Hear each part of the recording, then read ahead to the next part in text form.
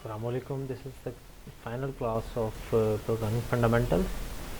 I'm waiting for the students. We'll start as they join. All right, everyone. Assalamualaikum. This is our final class of programming fundamentals of this semester. And आज की class का agenda क्या है ये मैंने आपको कल बता दिया था. That we are going to recap all of the things that we have read, we have studied in this course. We will discuss some of the issues as well, and if you have any question or queries or issues or confusions or whatever reason that you have for anything that you might not have understood in this course, you can ask me. So before going towards any of my planned what do you call it यानी कि मैं अपने जो सारा मैंने topics discuss किए हैं decide किए हैं कि we will discuss those right in order जिस तरह से हमने स्टार्टिंग से पढ़ना शुरू किया था. Before that I want to ask you what are your questions, what are your queries. You can ask me anything regarding our course. Ask me, and अगर आपकी क्यूरीज़ मुझे पता लग जाएंगी तो मैं उस हिसाब से फिर आपको बताऊंगा. Otherwise I would not know कि आपकी क्यूरीज़ क्या हैं, और फिर मैं अपने हिसाब से बताता चलूँ और फिर आपकी चीज़ हो सकता है कि फिर भी पीछे रह जाए. So let's start with your questions and queries और whatever thing that might be bugging you in this course. The floor is over to you. Write me something, or if you want to speak, I can also open your mic if you want. So please raise your hand if you want me to do that. So I'm giving you a couple of minutes. Please write to me what are your questions or any confusions. Okay, I'm not sure कि आपको मेरी या तो आवाज़ नहीं आ रही है या फिर I think आपको कोई question ही नहीं है, which is a very alarming situation for me that you don't have any question from the whole course, which means you have understood everything or you have understood nothing. So that because of which you are not asking any questions. So in either way it is a very alarming situation that you are not asking any questions. Anyways, so this will be short for me. That's then it's not an issue for me, obviously. This class is going to be short, obviously, because you don't have any questions or queries, and I will just recap some of the things. बीच में अगर कोई question arise होता है तो पूछते जाएं बेशक साथ साथ. सो ये कोड था हमारा लास्ट जहाँ पर हमने बात छोड़ी, और अगर मैं सिर्फ इसी कोर्स कोड को लेकर चलूँ तो मैं इसी कोड को लेकर आपको कुछ चीज़ें रिमाइंड करवा देता हूँ, समझा देता हूँ स्टार्टिंग से लेकर एंड तक सी लैंग्वेज के अंदर. इसके अलावा भी हमने कुछ चीज़ें देखी. आई थिंक सी लैंग्वेज हमने स्टार्ट की थी राइट लाइक थर्ड वीक में या फोर्थ वीक में ऑफ आवर सेमेस्टर. लेकिन उससे पहले एक दो वीक्स हमने ये समझा था कि actually what is programming, what is an algorithm, what is a code, what is how is that compiled, compiler क्या होता है, कंपाइलर का काम क्या होता है. तो उन सारी चीज़ों को अगर मैं रफली आपके सामने अगर डिस्क्राइब करूं तो हमने ये डिस्कस किया था कि programming is actually telling the computer what to do, how to do with that. This is the basic definition of programming. Now there are multiple ways to tell a computer what to do and how to do that.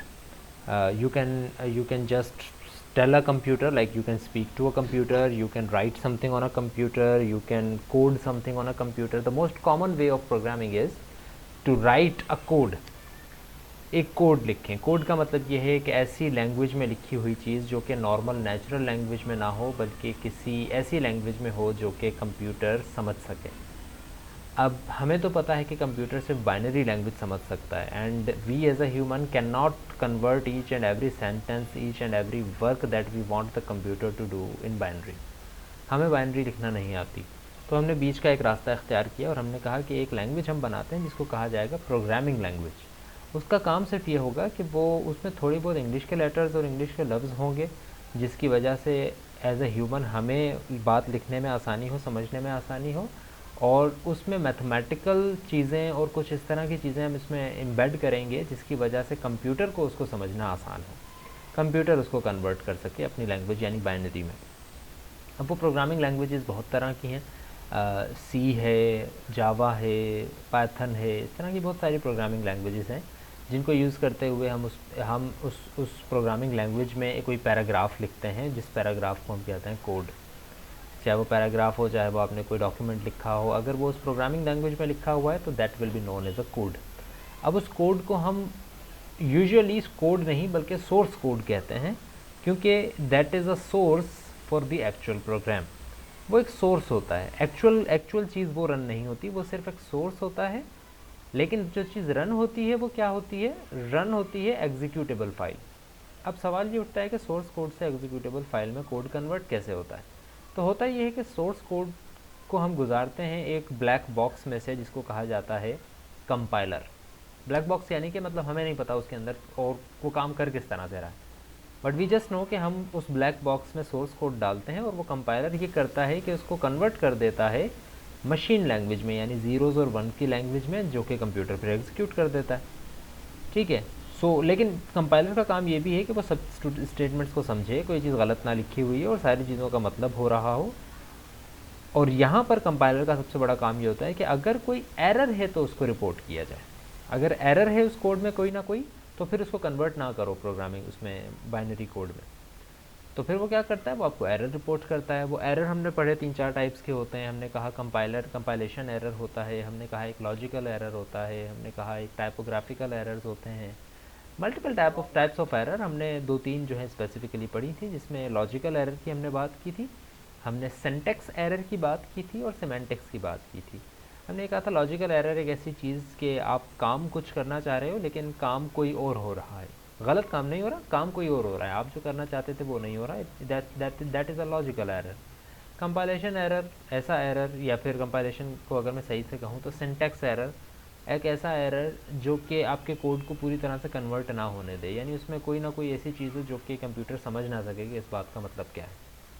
कहीं आप semicolon लगाना भूल गए, कहीं आप bracket लगाना भूल गए, इस तरह की जो चीज़ें हैं, कहीं आपने पी छोटा लिखना था आपने कैपिटल लिख दिया, ये जो चीज़ें हैं इनकी बेस के ऊपर हम कहते हैं दीज आर सिंटैक्स एरर। और सिमेंटिक एरर ऐसे एरर हैं जो कि मैथमेटिकली वो चीज़ पॉसिबल नहीं है, जिस तरह डिवीजन बाय ज़ीरो, तो वो एक सिमेंटिक एरर जो है वो आ जाता है। ये सब एरर, सिमेंटिक एरर जो हैं या फिर इसके अलावा लॉजिकल एरर जो हैं, these are run time errors, यानी कि ये जब प्रोग्राम रन हो रहा होता है तब आते हैं, तब आपको पता लगता है। लेकिन जो सिंटैक्स एरर है those are usually compilation time errors, कि कंपाइलेशन के वक्त ही आपको वो पता लग जाता है कि इस प्रोग्राम में सिंटैक्स का क्या इशू है। लॉजिक का शायद आपको कंपाइलेशन के टाइम पर अंदाज़ा ना हो सके एरर का, तो आप वो जब रन करते हैं तब आप उसको देखते हैं। So that is why that is also a run time error. हमने ये कहा कि भाई कंपाइलेशन से आप गुजारते हैं तो फिर वो बाइनरी में कन्वर्ट हो जाता है कोड, और फिर जब आप उसको एग्जीक्यूट करते हैं तो वो एक्चुअली वो काम करता है जो कि आप चाह रहे हैं। फिर हमने कहा कि प्रोग्राम में कोड जब लिखा जाता है तो उसको लिखने के बहुत सारे तरीके हैं। आप या तो कोड लिख दें या सिंपल इंग्लिश लैंग्वेज में लिख दें कि किस तरह से होगा, लेकिन उसको रिप्रेजेंट करने का एक बहुत ही जाना माना तरीका और भी हमने देखा, and that is a flow chart. हमने ये कहा कि एक फ्लो चार्ट भी एक चीज़ होती है जो कि एक ग्राफिकल मेथड है, एक पिक्टोरियल मेथड है, पिक्चर की तरह आप शो करना चाहते हो कि आपका एल्गोरिदम किस तरह से काम करेगा।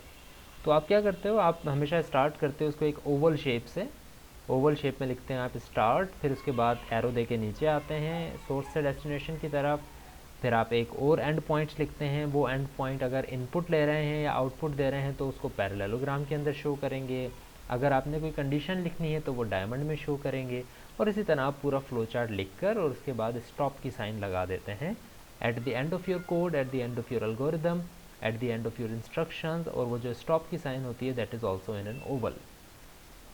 ये बातें हमने बिफोर स्टार्टिंग सी का की। फिर हमने सी को जब स्टार्ट किया तो हमने ये देखा कि C is also a programming language, और हमने सी में काम स्टार्ट किया तो बेसिकली हमने सबसे पहले काम स्टार्ट किया प्रिंटफ वगैरह पे।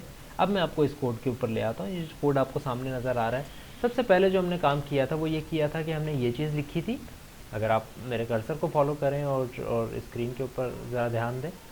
सबसे पहले हमने ये चीज़ लिखी, फिर उसके बाद हमने ये चीज़ लिखी, फिर हमने ब्रैकेट्स लगाए और फिर हमने रिटर्न 0 लिख दिया। इतना कोड हमने लिख दिया था, और फिर हमने कहा कि इन सब चीज़ों का क्या मतलब है, हमें फ़िलहाल उससे गर्ज नहीं है। हमने सिर्फ एक स्टेटमेंट लिखी और वो थी इस तरह की कुछ स्टेटमेंट, ठीक है। और उसमें हमने कहा कि अगर इन्वर्टेड कॉमास में जो चीज़ें लिखी हैं वो एज इट इज़ प्रिंट होंगी, सिवाय इन चीज़ों के। और इनको हमने कहा था स्केप सीक्वेंसेस। स्केप सीक्वेंस का मतलब ऐसी चीज़ें जो कि इन्वर्टेड कॉमास में लिखी हुई हैं लेकिन एज इट इज़ प्रिंट ना हो रही हो, जैसे कि फॉर एग्जांपल ये एक स्केप सीक्वेंस है। स्केप सीक्वेंस स्टार्ट होती है बैक स्लैश से और उसके बाद एक लेटर लिखा जाता है, दैट्स इट। तो back slash n, back slash r, back slash b, back slash I think हमने एक दो और भी देखे थे। ये वो एस्केप सीक्वेंसेस हैं जिनका काम मुख्तलिफ है। जिस तरह बैक स्लैश एन का काम ये है कि वो नेक्स्ट लाइन पर ले आता है। और हमने ये भी देखा कि सेमी कॉलन जो है ये टर्मिनेट कर देता है आपकी स्टेटमेंट को। इस स्टेटमेंट को दूसरे लाइन में लिख देने से ये दूसरी स्टेटमेंट नहीं होती है, बल्कि इसके आखिर में सेमी कॉलन आ जाने से अब ये दूसरी स्टेटमेंट हो गई। विच मीन्स कि हमने ये कहा था कि अगर मैं इन दोनों को एक ही लाइन में लिख दूँ तो it will be the same thing for the compiler, it's not nothing has changed. ठीक है। सो अक्सर लोग इससे कंफ्यूज हो जाते थे कि दूसरी लाइन में लिखा हुआ है तो it is a next statement. No, it's not a next statement, it's not going to be printed in another line unless you print \n in the first line or before printing anything from anything in that particular statement. फिर हमने ये कहा कि these are place holders, इनको हमने दो नाम दिए, या तो place holders या फिर format specifiers। ये दो काम हैं इनके, और इनका काम ये नाम क्यों दिए गए इनको, इस वजह से दिए गए हैं कि आप जब इसको प्रिंट करेंगे तो ये चीज़ प्रिंट होगी, दैट्स इट। यानी कि लिखा हुआ आएगा ARR कॉलन, ये चीज़ एज इट इज़ प्रिंट नहीं होगी, स्पेस आएगा, ये चीज़ एज इट इज़ प्रिंट नहीं होगी, लेकिन ये क्या करेगी, ये प्लेस होल्ड करके रखेगी, ये जगह होल्ड करके रखेगी। यानी इसके बाद वाली चीज़ें भी प्रिंट हो जाएंगी, इससे पहले वाली भी हो जाएंगी, लेकिन यहाँ पर सिर्फ वो चीज़ प्रिंट होगी जो कि आप कॉमा लगाकर सबसे पहले दोगे, जो कि हमने ARR दिया, और ARR की जो भी वैल्यू है वो यहाँ पर प्रिंट हो जाएगी। एक काम तो इसका ये है कि प्लेस होल्ड करके रख रहा है वो अगली वैल्यू के लिए। दूसरा काम ये है कि ARR की वैल्यू को किस तरह प्रिंट करना है वो भी यही बता रहा है कि %d है, इसका मतलब है डेसिमल वैल्यू प्रिंट करनी है। सो दैट मीन्स कि ये फॉर्मेट को भी स्पेसिफाई कर रहा है कि किस फॉर्मेट में आपने प्रिंटिंग करनी है। तो इस चीज़ के दो काम है। %d हमने देखा for decimal numbers, %f is for float numbers, %c is for characters, %s एक बड़ी इंपॉर्टेंट चीज़ हमने देखी, %s was not for a integer और कैरेक्टर और any primitive data type. Primitive का मतलब ये होती है ऐसी डेटा टाइप जो कि बिल्कुल बेसिक है, जैसे कि कैरेक्टर हो गया, इंटीजर हो गया, फ्लोट हो गया। लेकिन ऐसी डेटा टाइप जो कि दूसरी डेटा टाइप से मिलके बनती हैं वो प्रिमिटिव डेटा टाइप्स नहीं होती, वो फिर सेकेंडरी डेटा टाइप्स होती हैं। तो जो सेकेंडरी डेटा टाइप्स हैं, जिस तरह स्ट्रिंग हमने देखा, स्ट्रिंग कोई डेटा टाइप तो नहीं है, लेकिन वो मल्टीपल कैरेक्टर्स से मिलके बनती है, वो कैरेक्टर एरे है। तो वो चूंकि एक प्रिमिटिव डेटा टाइप नहीं है तो वो एक स्पेशल केस था, हमने %s को देखकर वो समझा। फिर हमने ये कहा कि अच्छा एक वेरिएबल क्या होता है। हमने कहा एक वेरिएबल एक ऐसी चीज़ होती है जिसके अंदर आप कोई वैल्यू स्टोर करवा सकते हैं। उस वेरिएबल की आप सबसे पहले डाटा टाइप लिखते हैं, फिर आप उसका नाम लिखते हैं, एंड दैट्स इट। और कहीं भी आपको यूज़ करना है तो आप सबसे पहले उसको डिक्लेयर करते हैं। डिक्लेयर करने के बाद मैं फिर लिख सकता हूँ कि w = 98 और व्हाटएवर। इसी तरह हमने ये भी देखा कि अगर ये कैरेक्टर है तो ये w कोई कैरेक्टर स्टोर कर सकता है, से character of this is a character, इस कैरेक्टर को ये स्टोर कर रहा है। बट ये इस कैरेक्टर को जब तक स्टोर नहीं करेगा जब तक इस कैरेक्टर को मैं सिंगल कोटेशंस में ना लिख दूँ। Now this is a character, ठीक है। अब इस ये कैरेक्टर जो है w में स्टोर हो रहा है। अच्छा, इसके अलावा इस कोड के अंदर हमने क्या देखा, इसमें हमने ये देखा कि अच्छा फिर काफ़ी अर्से बाद जाकर हमें ये अंदाज़ा हुआ कि इंटीजर मेन जब हम लिखते हैं तो main is a function. Main is a function कैसे पता लगा हमें, क्योंकि इसके आगे दो पैरेंथेसिस थे और इसके अंदर अगर कुछ लिखा हुआ होता तो ये इनपुट होती मेन की, लेकिन मेन की कोई इनपुट नहीं होती है सी में। हम सिर्फ लिखते हैं मेन और आगे पैरेंथेसिस को खाली छोड़ देते हैं। फिर हमने ये भी देखा कि फंक्शन सिर्फ हमने पढ़े तो integer is the return type of main. इसका मतलब है मेन एक फंक्शन है जो कि रिटर्न करता है इंटीजर, और जब मेन इंटीजर को रिटर्न करता है तो इसका मतलब है कि main function should return some integer, और मेन फंक्शन एग्जैक्टली यही काम करता है। हमने ये देखा कि मेन फंक्शन एग्जैक्टली रिटर्न 0 क्यों करता है, ये भी हमें वाज़ेह हो गया फिर, क्योंकि रिटर्न 0 इस वजह से कर रहा है बिकॉज 0 इज़ एन इंटीजर। आप चाहे 1 रिटर्न करें चाहे 32 रिटर्न करें, it's not going to be making a difference, it's just returning an integer, it just has to return an integer to the processor, that's it. अच्छा, फिर हमने arrays की भी बात की। हमने कहा कि एक एरे होता है जिसके अंदर मल्टीपल वेरिएबल्स आ सकते हैं सिर्फ एक डेटा टाइप के। आपने एक एरे बनाया, आपने उसका नाम रख दिया ARR, और आपने कह दिया कि ये इंटीजर टाइप का डाटा जो है एरे है, विच मीन्स कि this array is going to hold multiple variables of integer type. Now that multiple variable are how many variables can it hold? It's going to be 4. वो आप size बता देते हैं declaration के time पे। ये इसके इनिशियलाइजेशन का एक तरीका है, आप इसको इस तरह से इनिशियलाइज कर सकते हैं।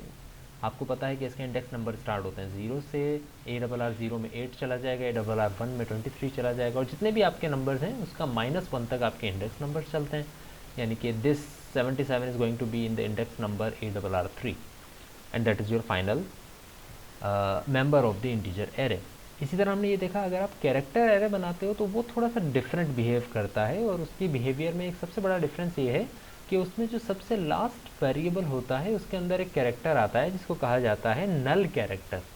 वो जो नल कैरेक्टर है ये एक्चुअली रिप्रेजेंट करता है कि अब कैरेक्टर की वैल्यूज़ एंड हो चुकी हैं। अगर लिखा हुआ है ज़ुबैर तो ZUBAIR के बाद नल कैरेक्टर स्टोर हो जाएगा आपके स्ट्रिंग के अंदर। ये एक पर्टिकुलर चीज़ हमने देखी थी। अच्छा, हमने लूप की भी बात की। अगर मैं इस तरफ आ जाऊँ अभी, तो हमने ये भी पढ़ा कि एक लूप क्या होता है। एक लूप एक ऐसा ब्लॉक ऑफ स्टेटमेंट या स्टेटमेंट्स होता है जिसको आप बार बार रन करवाना चाहो। बार बार रन करवाना चाहो वो आप अगर आपको पहले से पता है कि कितनी वैल्यू कितनी दफ़ा रन होना है, तो आप फॉर लूप लगाते हैं जिसके 3 पार्ट्स होते हैं। एक इनिशियलाइजेशन का पार्ट, यानी कि आपका iterator which is the variable that your loop uses. आपका आइट्रेटर कहाँ से स्टार्ट होगा। Second part is the condition, कहाँ तक चलेगा। And third part is the increment या decrement part of your code loop, कि आई ने एक दफ़ा चल जाने के बाद क्या इंक्रीमेंट होना है या डिक्रीमेंट होना है, या उसमें क्या फ़र्क पड़ता है। आई ने एक दफ़ा 1 पे चला है तो अगली दफ़ा क्या वो 3 पर चले, क्या वो 7 पर चले, किस पर चले, वो आप यहाँ पर बताते हैं कि आई की अपडेट क्या होगी value. Initialization, condition and then updation, कि आपकी आइटरेटर की वैल्यू अपडेट किस तरह से होगी। Sometimes most of the cases it is ++, but depending on different nature of our problem it can be a decrement, it can be +2, it can be I equal to I divided by 2, it can be either thing. अच्छा, इसकी detail भी हमने काफ़ी classes में पढ़ी। You can refer to those lectures if you want any detail regarding that. Okay, print f की statement में हमने बात की। हमने स्कैन एफ की स्टेटमेंट भी पढ़ी, और स्कैन एफ की स्टेटमेंट भी प्रिंट एफ की तरह ही लिखी जाती है। बस उसमें यह है कि कुछ एक्स्ट्रा आप नहीं लिखते हैं क्योंकि कुछ प्रिंट नहीं हो रहा है, सिर्फ आप फॉर्मेट स्पेसिफाई करते हैं कि किस फॉर्मेट में रीड करना है, और आप वेरिएबल का नाम लिख देते हैं। बस ये है कि print F, unlike print F, scan F के अंदर आप M% की साइन भी लगाते हैं वेरिएबल से पहले।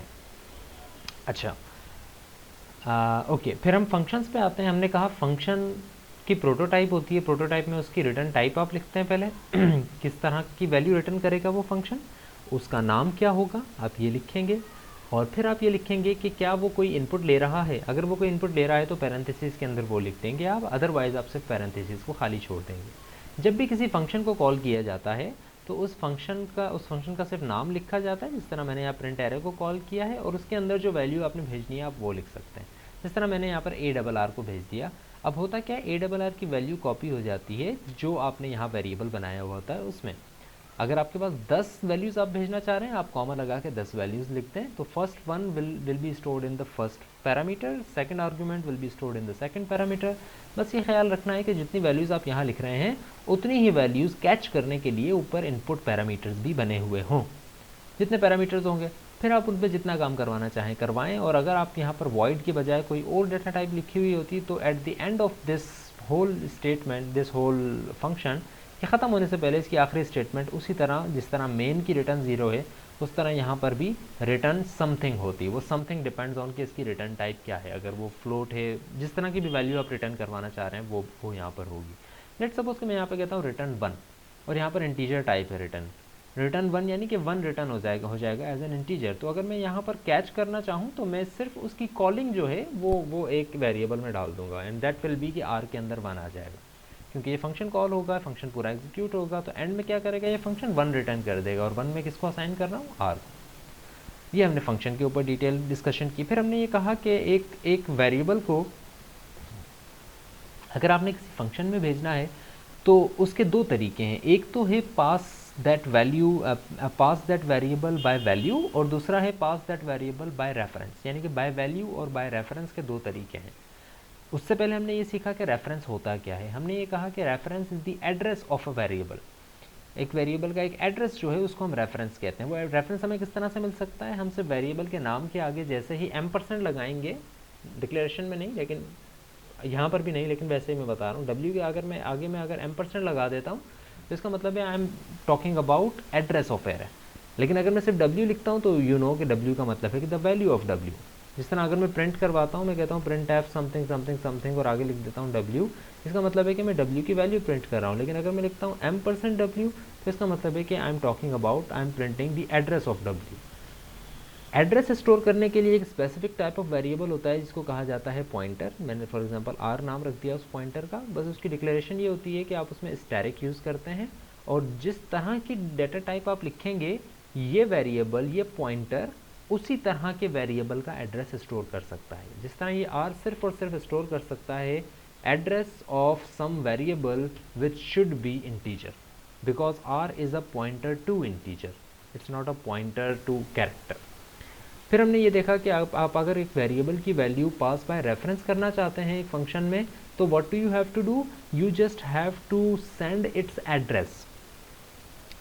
पास बाय रेफरेंस वैल्यू आप करते हैं तो आपकी वैल्यू एक वेरिएबल से उठ के दूसरे वेरिएबल में कॉपी हो जाती है। लेकिन अगर आप पास बाय रेफरेंस करते हैं तो इसका मतलब है कि आपने फंक्शन में एड्रेस भेजा और ऊपर कैच करने के लिए पॉइंटर को बिठा दिया। तो अब भी वही चीज़ जा रही है, लेकिन वेरिएबल इन ओरिजिनल वेरिएबल का एड्रेस जा रहा है फंक्शन के पास। एक वेरिएबल की वैल्यू कॉपी नहीं होती है, बल्कि ओरिजिनल वैल्यू वेरिएबल ही चला जाता है ऊपर। और फिर आप जो वैल्यू की चेंजेस करेंगे इस फंक्शन के अंदर वो ओरिजिनल वेरिएबल के अंदर होती है। अगर आप पास बाय रेफरेंस करें, एड्रेस भेज दें, सिर्फ कॉपी ऑफ द वेरिएबल में नहीं होती। यहाँ तक बात करने के बाद फिर हमने ये देखा क्या चीज़ रह गई। अभी मैंने तकरीबन जितना भी रिकैप किया है इसमें तकरीबन सारी चीज़ें ही कवर हो गई हैं। लूप्स के हम दोबारा बात कर लेते हैं। लूप में फॉर लूप हमने डिस्कस किया, हमने वाइल लूप भी डिस्कस किया, हमने और कौन सा लूप था, डू वाइल लूप भी डिस्कस किया। वाइल लूप हम यूजुअली तब यूज़ करते हैं जब हमें ये पता ना हो कि एक लूप ने कितनी दफ़ा चलना है। हमें बस एंडिंग कंडीशन पता हो, हमें सिर्फ ये पता है कि भाई ये लूप तब तक चलेगा जब तक कि से s की वैल्यू 10 नहीं हो जाती। हमें नहीं पता कि कितनी दफ़ा चलने के बाद 10 होगी। तो अगर हमें पता होता कि भाई 10 दफ़ा चलने के बाद 10 होगी या से 100 दफ़ा चलने के बाद 10 होगी, तो मैं उसमें फॉर लूप लगा देता जो कि 100 दफ़ा चलता। लेकिन अगर मुझे नहीं पता कि भाई 100 दफ़ा चलने के बाद 10 होगी इसकी वैल्यू, या हो सकता है एक दफ़ा चलने के बाद ही हो जाए, कुछ केसेस हों जिसमें 5 दफ़ा चलने के बाद हो, तो मुझे नहीं पता कि लूप कितनी दफ़ा चलेगा, तो मैं सिर्फ और सिर्फ कंडीशन लगाने के लिए वाइल लूप को यूज़ करता हूँ कि भाई जब तक ये चीज़ ट्रू पे चलते रहो, जैसे ही ये चीज़ फॉल्स होती है इसको ख़त्म कर दो। मुझे नहीं पता अपडेट कैसे करना है, मुझे नहीं पता इनिशियलाइजेशन कैसे करनी है, मुझे नहीं पता कितनी दफ़ा लूप चलेगा। फिर हमने डू वाइल लूप देखा। उसमें बस फ़र्क ये है डू वाइल और वाइल में कि वाइल लूप में पहले कंडीशन चेक होती है उसके बाद एग्जीक्यूशन होती है। डू वाइल लूप में पहले एग्जीक्यूशन होती है उसके बाद कंडीशन चेक होती है। फ़र्क सिर्फ इतना सा है कि डू वाइल लूप में अगर फर्स्ट टाइम कंडीशन फॉल्स है, वाइल लूप की बॉडी एक दफ़ा भी नहीं चलेगी। लेकिन डू वाइल लूप में अगर फर्स्ट टाइम ही कंडीशन फॉल्स है, तो चूंकि एग्जीक्यूशन पहले हो रही है, कंडीशन बाद में चेक हो रही है, इसलिए एक दफ़ा कम से कम एग्जीक्यूट हो जाएगी चीज़, उसके बाद फिर एग्जीक्यूट नहीं होगी। डू वाइल लूप गारंटी देता है कि आपकी बॉडी एक दफ़ा रन हो जाएगी। वाइल लूप ये गारंटी नहीं देता कि आपकी बॉडी कम से कम एक दफ़ा भी रन होगी, हो सकता है कभी भी रन ना हो। Just like a for loop, it doesn't guarantee as well. Okay, right, so again the mic is up to you. Please ask if you have any question, otherwise that's about it, and I am going to end the class if there is no more questions or anything that you would want to discuss.